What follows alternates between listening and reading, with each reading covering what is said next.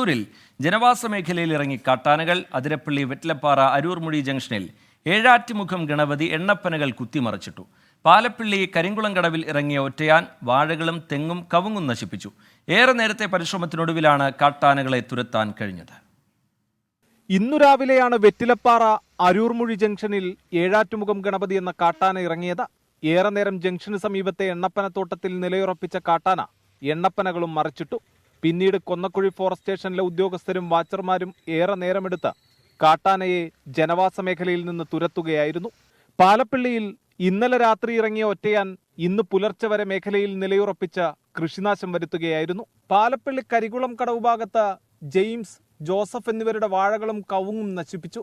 150-ലേറെ വാഴകളും കവുങ്ങും തെങ്ങുമാണ് ഒറ്റയാൻ നശിപ്പിച്ചത്. പിന്നീട് പടക്കം പൊട്ടിച്ച് ആനയെ ജനവാസ മേഖലയിൽ നിന്ന് ഓടിക്കുകയായിരുന്നു. 24 തൃശൂർ.